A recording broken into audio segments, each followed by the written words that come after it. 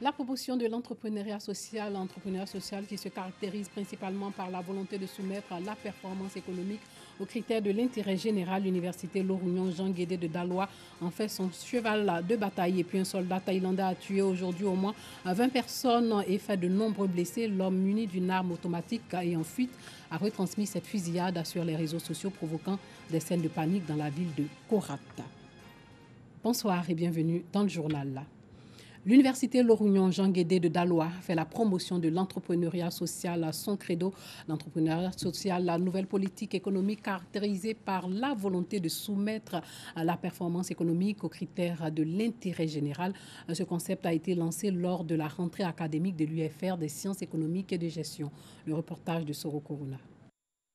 Apparu dans les années 1990 dans des régions pauvres de la France, le concept de l'entrepreneuriat social fait officiellement son entrée dans les universités ivoiriennes. L'entrepreneuriat social se caractérise par la volonté de soumettre la performance économique aux critères de l'intérêt général.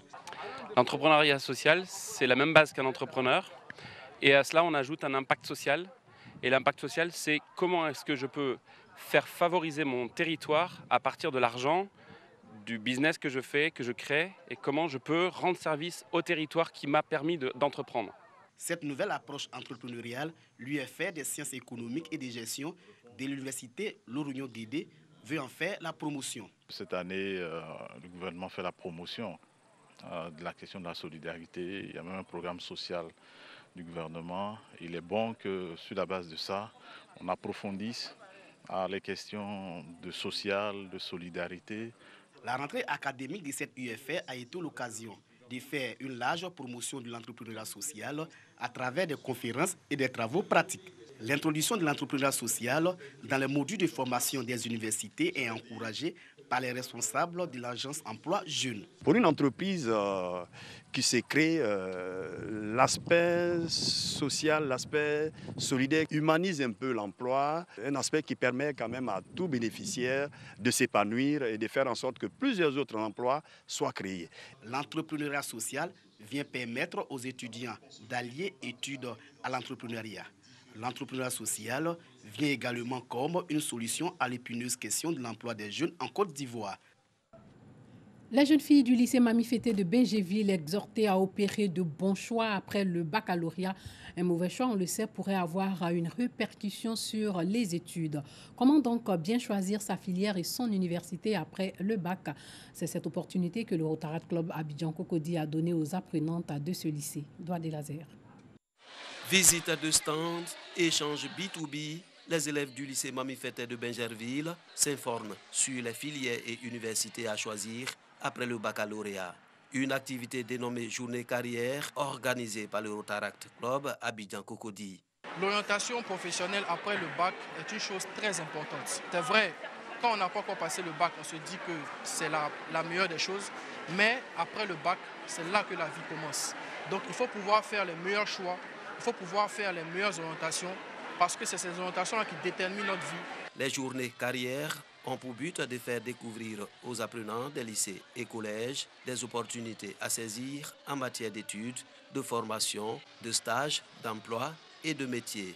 Plusieurs universités et grandes écoles participent à cette activité jugée importante par les apprenants. Ça nous a expliqué comment intégrer l'université. Ça nous permet d'avoir des idées. Qu'est-ce qu'on peut faire plus tard, après le bac, où s'orienter. J'ai visité plusieurs stands, j'ai été intéressée par 2 ou 3 écoles, plusieurs filières, plusieurs branches qui permettent d'ouvrir sur certaines portes du métier, du travail, que ça ouvre l'esprit critique, ça permet de savoir qu'est-ce que l'on veut devenir. Parce qu'on ne va pas à l'école dans le vide, on a un objectif à atteindre. Il y a beaucoup d'universités qu'on ne connaissait pas, comme celle-là.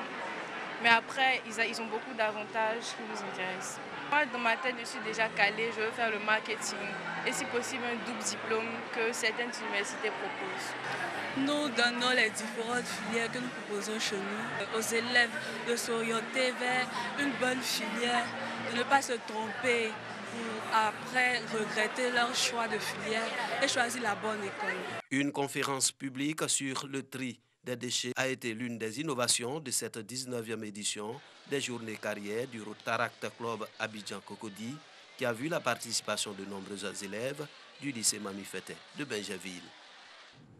Lancement des travaux de réhabilitation de la route Dimbokro-Bokanda-Ananda.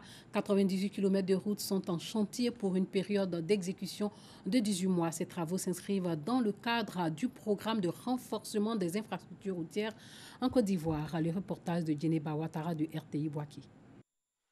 Bokanda-Ananda dans la région d'Unzi. Ce axe routier réalisé en 1975 pour désenclaver le département et booster son développement est en état de dégradation très avancée, situation mettant en mal les activités économiques de la localité. Chaque jour que Dieu fait, la population de Bokanda est en train de pleurer, souhaiter un jour voir vraiment réparer cette route-là. Cette situation prendra fin bientôt grâce au programme de renforcement des infrastructures routières de la Côte d'Ivoire. Les travaux de réhabilitation de la route reliant Bokanda à Ananda, longue de 36 km, vont démarrer d'ici peu. Le ministre de l'Équipement et de l'Entretien routier Amédée Kouakou, accompagné d'une forte délégation, a lancé le démarrage des dits travaux pour un coût global de plus de 20 milliards de francs CFA, financés par l'État de Côte d'Ivoire. Les travaux objets de la cérémonie de ce jour sont émaillants du programme de sauvegarde de plus de 4500 km de routes revêtues inscrits au plan national de développement 2016-2020 qui traduit la vision du président de la République, son Excellence Alassane Ouattara. Ce projet, outre le renforcement de la route Bokanda-Ananda, prévoit le bitumage de 5 km de route à l'intérieur de Bokanda et 3 km à Ananda. Après Bokanda, le ministre Amédée Kouakou a procédé également au lancement des travaux de renforcement de l'axe Dimbokro-Bokanda. Ce tronçon fortement dégradé dont les travaux coûteront 40 milliards est long de 62 km. Cette route constitue donc un pont pour 3 régions, à savoir la région d'Unzi, la région du Bélier et la région de l'Ifou. Et son renforcement va favoriser la relance de l'économie de la région d'Unzi. Les 4 élus sont reconnaissants au président de la République Alassane Ouattara et à son premier ministre pour toutes les actions de développement en faveur de la région. Quand les parents envoient leurs produits sur le marché, ce n'est plus profitable parce qu'ils mettent tout dans le transport.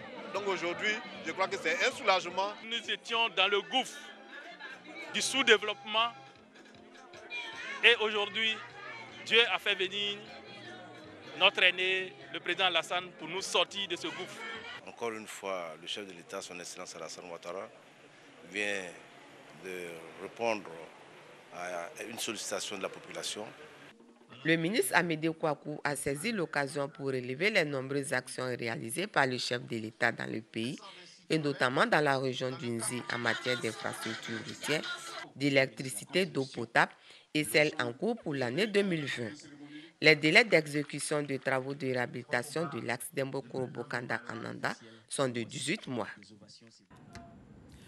Améliorer sa santé grâce à l'activité physique et rapprocher les villages des sous-préfectures d'Assuéfri dans le nord-est du pays. C'est le sens du tournoi de la fraternité Coco-Jacques, le 8e du genre. Un tournoi caractérisé par un marathon dédié aux femmes et un match de football qui réunit 10 villages. Nous Sangaré, Doigt des Lasers. Améliorer sa santé grâce à une activité sportive, le but de ce marathon dédié aux femmes de Kekreni Village dans la région du Gontougo.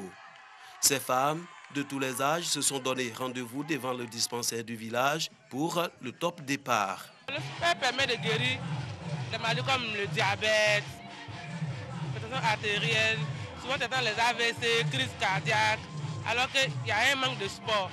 Plus on fait le sport, tout ça là, on sera épargné. Ce marathon est l'une des innovations majeures du tournoi de fraternité initié depuis 2005 par Jacques Coco, cadre du village de Kekreni. Par ailleurs, 2e adjoint au maire d'Assuéfri. À travers ses activités sportives, Jacques Coco entend créer le rapprochement entre les différents villages que compte la circonscription d'Assuéfri. C'est pourquoi il a invité les populations à la promotion du vivre ensemble, gage de tout développement. Le sport est un facteur d'union, un facteur de paix, un facteur de cohésion.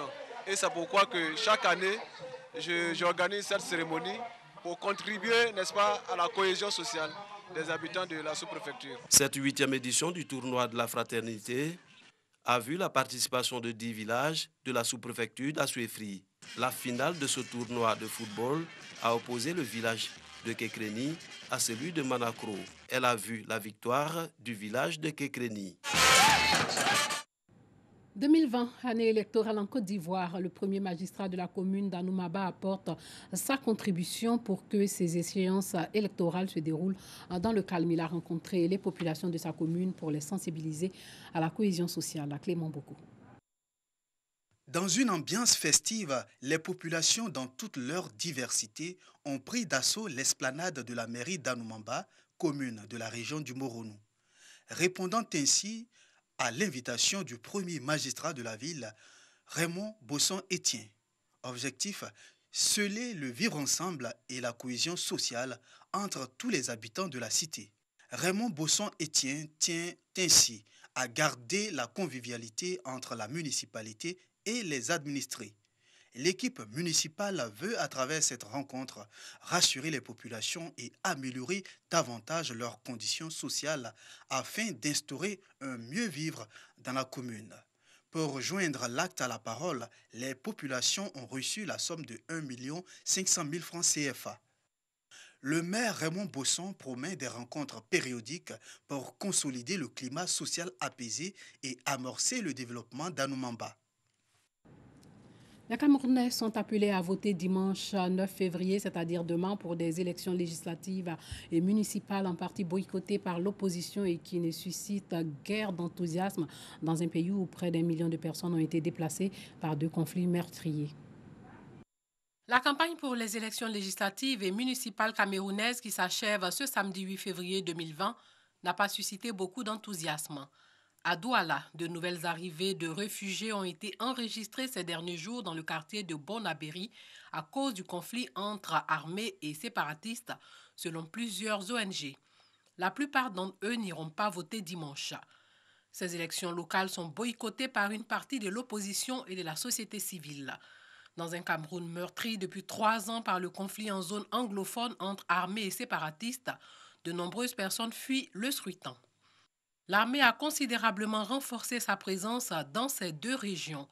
Les séparatistes, eux, appellent les habitants à rester chez eux avant, pendant et après le scrutin, sous peine de représailles.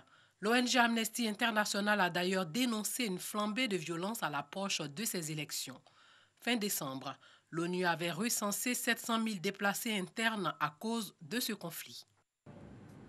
Sachez que le fils du président congolais inculpé pour blanchiment et ses propriétés à Paris et à Neuilly-sur-Seine en France ont été saisies.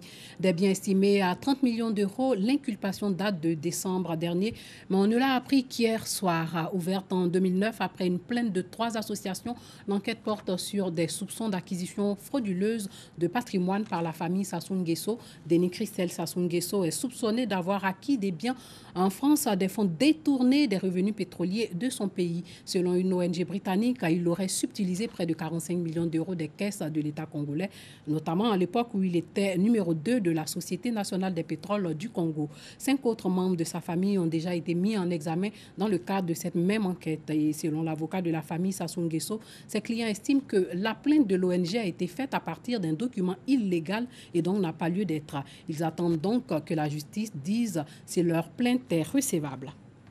Et pour finir, sachez qu'un soldat thaïlandais a tué au moins 20 personnes aujourd'hui et en a blessé 14 autres dans la ville de Korat, dans le nord-est de la Thaïlande. Le tireur, identifié par la police comme l'adjudant-chef Jakapant Thomas, reste en fuite. Des dizaines de clients ont été évacués du centre commercial thaïlandais. La Thaïlande est l'un des pays les plus armés au monde. Plusieurs fusillades dans des tribunaux à la fin de l'année dernière avaient provoqué l'inquiétude à propos du grand nombre d'armes en circulation dans le pays d'Asie du Sud-Est. Voilà, c'est tout pour ce soir. Merci de nous avoir suivis et portez-vous bien.